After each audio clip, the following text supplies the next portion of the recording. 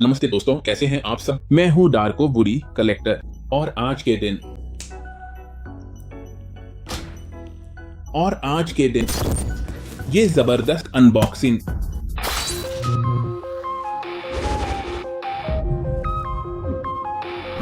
और अब आज के वीडियो के लिए हमारे पास है प्राइम एक स्टूडियो का ये एक्सक्लूसिव पीस, लेकिन अभी जैसे रखा है हमें पता नहीं चल रहा कि ये क्या है।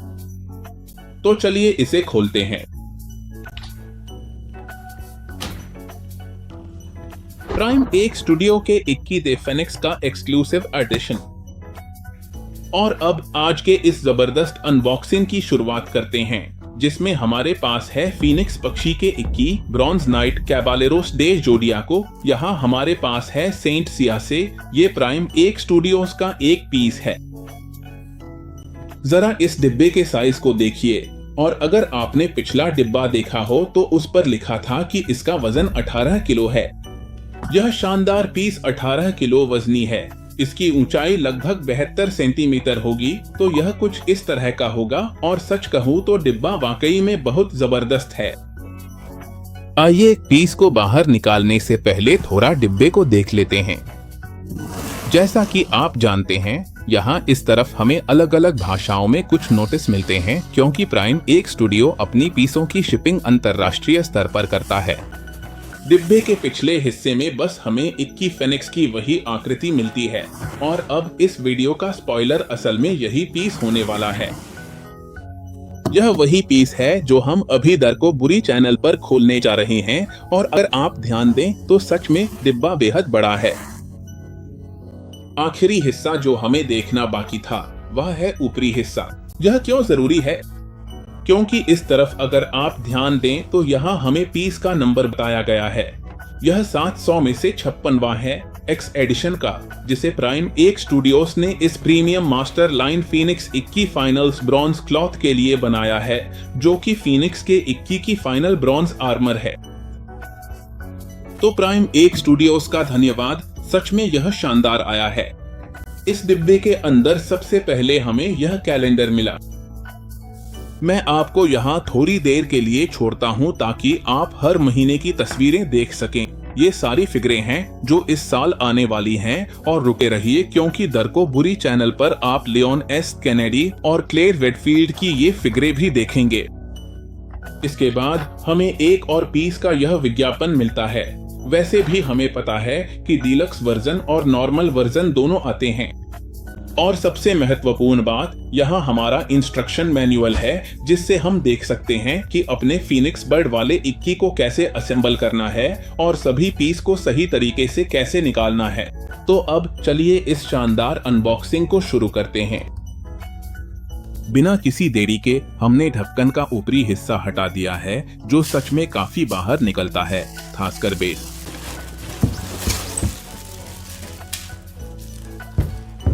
मैं आपको बेस दिखाता हूं। अगर आप ध्यान दें तो यहाँ फीनिक्स की ड्राइंग बनी हुई है और साथ में उसकी डेसिकेंट बैग है, जिसे हम यहीं रखेंगे। यहाँ बैटरी के लिए कुछ स्प्रिंग्स दिए गए हैं ताकि वो सही से फिट हो जाए। बाद में हम अपने फीनिक्स को रोशनी में देखेंगे। इस तरफ भी बेस को देखें। यहाँ फीनिक्स में कुछ ऐसा है जिससे यह जलता है। और अगर आपको याद हो कि हमने पहले भी प्राइम एक स्टूडियो का अनबॉक्सिंग किया था, जो मेरे चैनल पर द जोकर का है, तो याद रखें कि सबसे महत्वपूर्ण हिस्सा क्या था। नीचे वाला हिस्सा यहाँ। आइए पहले देखें कि नीचे क्या है। देखते हैं सब कुछ ठीक है या नहीं। यहाँ है इस प्राइम एक स्टूडियो 21 डे फीनिक्स का नंबर 56 का टुकड़ा, जो 700 में से है। सच में कमाल का है। इसे और अच्छे से देखने के लिए क्लोजअप लें। और अब चलिए इसे उठाते हैं, क्योंकि यहाँ और भी डिटेल्स हैं। अगर ध्यान दें तो यहाँ फीनिक्स की तस्वीर बनी हुई है। यह वह अंतिम ऊंचाई है जो इस टुकड़े की होगी। और यहाँ हम अपना फीनिक्स पक्षी वाला 21 लगाएंगे। तो अब बाकी के टुकड़े निकालते हैं। मैं इन्हें यहाँ इस तरफ रख दूंगा। मैं आपको बेस दिखाना चाहता था। अगर ध्यान दें तो यह बहुत मजबूत है और जैसा कि हम यहाँ पीछे देख सकते हैं, इसमें ऑन करने के लिए एक बटन है और यहाँ USB केबल है जिससे हम अपने टुकड़े को जला सकते हैं। अब जब मैंने पहली डिब्बे से सारे टुकड़े निकाल लिए हैं तो हमारे पास यहाँ पंख हैं और सबसे हैरान करने वाली बात यह है कि देखिए यहाँ कनेक्टर है और ये 2 छोटी बैटरियां हैं जो पंखों को जोड़ती हैं। तो अब हम इसे ऐसे ही जोड़ेंगे। ये चुंबक हैं ताकि हमारा टुकड़ा मजबूती से टिका रहे। दूसरी तरफ भी हमारे पास यहाँ बैटरी के लिए कनेक्टर हैं और यहाँ 2 चुंबक हैं। बस इन्हें आसानी से जोड़ना है। इसमें ज्यादा कुछ नहीं करना पड़ता, बहुत ही सरल है। यह टुकड़ा थोड़ा नाजुक लगता है, इसलिए मैं इसे ज्यादा हिलाना नहीं चाहता। अगर आप ध्यान दें तो यह बहुत शानदार है और इसके लिए हमें अपना निर्देशिका चाहिए, क्योंकि फीनिक्स के हर एक पंख के अंदर ये छोटी छोटी आकृतियां लगेंगी। अगर आप देखें तो इन सब में चुंबक लगे हैं और आप इन्हें यहाँ पर लगा सकते हैं। मैंने जो देखा इस हिस्से में जो कि निर्देशिका है वह यह है कि इन सब की अपनी अपनी एक खास बनावट है, लेकिन मुझे दूसरी डिब्बे में से बाकी टुकड़े निकालने होंगे ताकि मैं पूरी आकृति बना सकूं। हमने इस शानदार पहेली के सारे टुकड़े निकाल लिए हैं और इस पोशाक की पहली झलक देखकर बस वाह, सच में यह फीनिक्स पक्षी जैसा ही लगता है। सिर्फ धड़ के हिस्से में ही जो बारीकियां हैं वे कमाल की हैं। आइए हम क्वाड्रिसेप्स पर क्लोजअप करते हैं। यहाँ हमारे फीनिक्स पक्षी की दाहिनी टांग पर जो कुछ भी है सच में बहुत शानदार दिखता है। यहाँ तक कि कपड़ों का मुड़ना भी। अगर आप यहाँ इन चौकोर हिस्सों पर ध्यान दें तो इसका 6 पैक भी दिख रहा है। सच में फीनिक्स पक्षी और उसके चारों ओर जो भी कवच है, बेल्ट से लेकर यहाँ तक सब कुछ कमाल का है। जो घुटने की पट्टी है और यहाँ पैरों का पूरा हिस्सा है, सच में कमाल का है। आर्मर के रंगों को देखिए, ये तो एकदम जबरदस्त हैं। यहाँ हम अपने फीनिक्स पक्षी को रखेंगे। यहाँ हमारे फीनिक्स पक्षी का धड़ फिट होता है। जैसा कि मैंने कहा था, पहले हम योद्धा को जोड़ेंगे, इसके बाद हम सारी ज्वालाएं लगाएंगे। ये हम थोड़ा जल्दी करेंगे। फीनिक्स की आर्मर के दिलचस्प हिस्सों में से एक यह है कि पीछे की तरफ 3 यानी फीनिक्स के पंखों के हिस्से लगाए जाते हैं।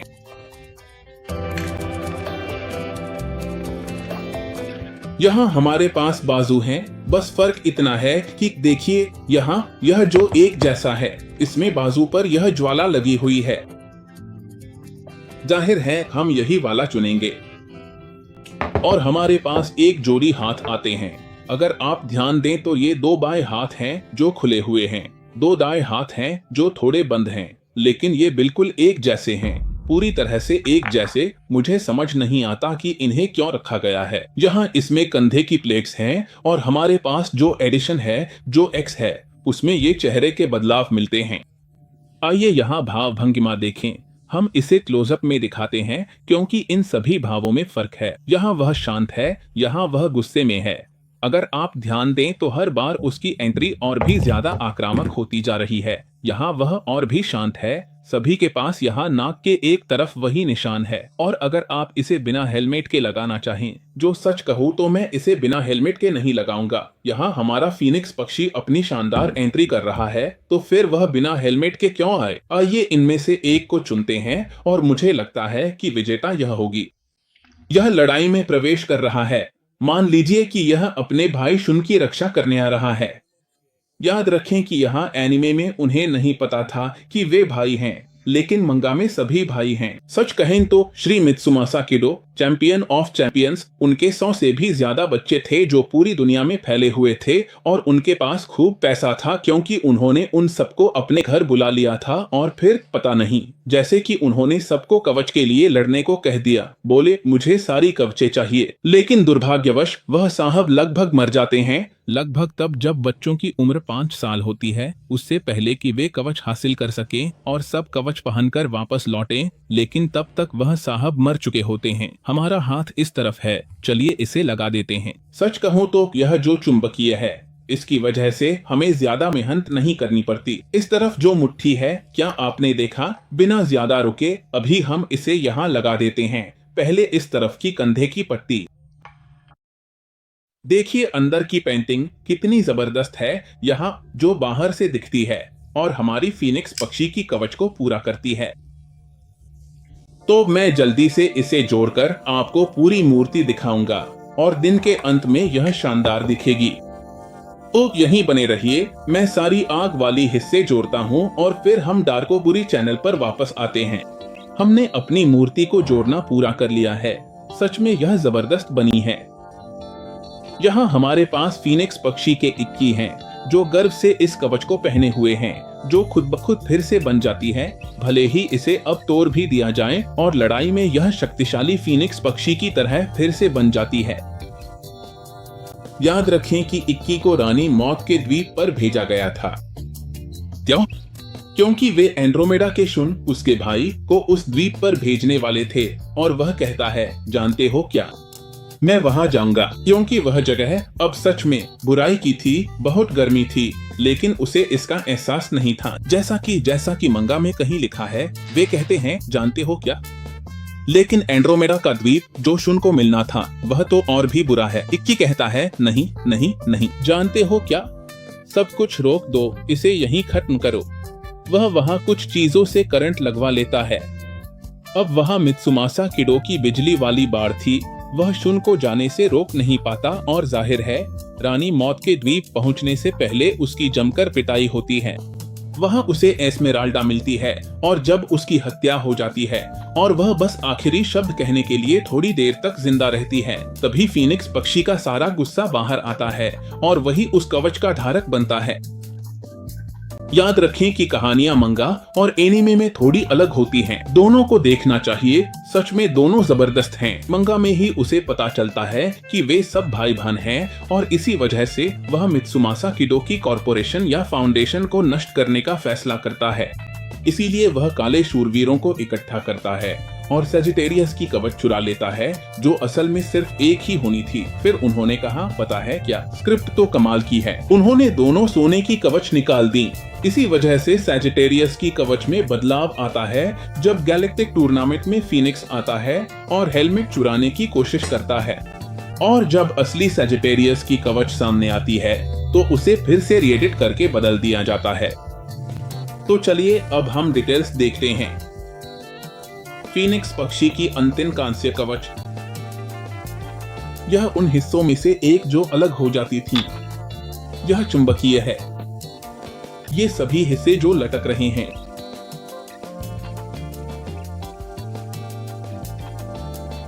यहाँ फीनिक्स की कल्टी का हिस्सा और यहाँ आग का पूरा हिस्सा इक्की में जुड़ जाता है, जिससे वह अब पूरी तरह से जबरदस्त आग से ढका हुआ दिखता है। यहाँ जूते में जो डिटेल्स हैं, कवच, पैर के पिछले हिस्से में जहाँ फीनिक्स पक्षी की बनावट साफ दिखाई देती है, घुटनों की पट्टियों से जो भी बाहर निकलता है, बेल्ट, सब कुछ। यहाँ हमारे पास यह अतिरिक्त हिस्सा है। अब हम उसका बायां हाथ देखेंगे जो आग से ढका हुआ है। अब सच में डरावना लग रहा है।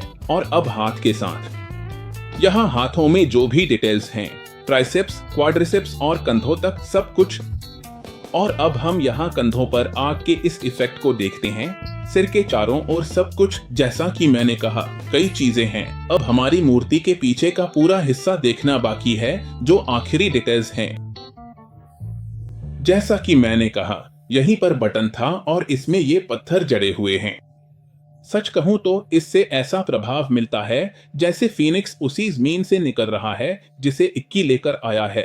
और यहाँ फीनिक्स पक्षी की बख्तर पर पंख पहले से ही लगाए हुए हैं। तो यहाँ है हमारा शानदार फीनिक्स पक्षी। अगर आप ध्यान दें तो बख्तर ऐसा लगता है जैसे अभी तक किसी लड़ाई में नहीं गया है। अचानक वहां जब सीरीज में दिखाते थे तो वह अचानक टूटी हुई दिखती थी, लेकिन क्योंकि यह फीनिक्स की बख्तर है, यह अपने आप ही फिर से बन जाती है। यह सच में प्राइम एक स्टूडियोज की एक शानदार कृति है, 2021 में आने वाले टुकड़ों में से पहली, इसलिए हमें अपना कैलेंडर भी दिया गया था। तो सच में यह बहुत ही प्रभावशाली है। यहाँ हमारे पास कुछ अतिरिक्त टुकड़े बच गए हैं, जैसा कि आप देख सकते हैं। एक अतिरिक्त बाजू, हमारे पास अतिरिक्त मुट्ठियां और 3 अलग अलग चेहरे बदलने के लिए हैं। जैसा कि मैंने आपको बताया, हमारे पास जो एक्स एडिशन है उसमें ये सभी अतिरिक्त आइटम एक साथ आए थे और इसमें कोई दिक्कत नहीं थी। और अंत में प्राइम 1 स्टूडियोज के हमारे दोस्तों की आखिरी खासियत। अब डार्कोबुरी चैनल पर प्रीमियर के तौर पर हम फीनिक्स पक्षी के इक्की की मूर्ति को रोशन करने जा रहे हैं। देखिए जरा कैसे हमारा फीनिक्स यहाँ चमक रहा है। यह पूरी तरह से प्रभावशाली है, जबरदस्त है सच में, और हमारे किरदार को बहुत अच्छे से पूरा करता है। इसे मैं आपको छोड़ता हूं ताकि आप हमारी इस मूर्ति का क्लोजअप अच्छे से देख सकें।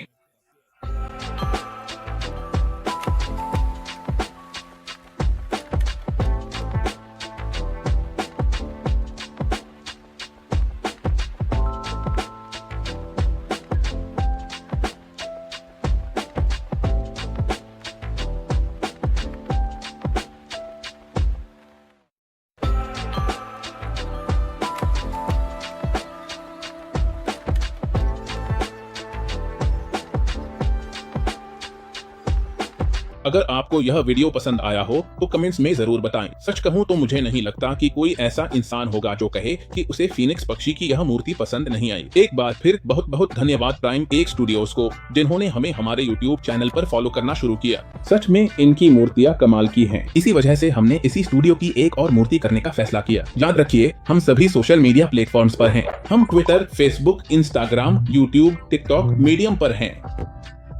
सभी सोशल मीडिया प्लेटफॉर्म्स पर जाएं।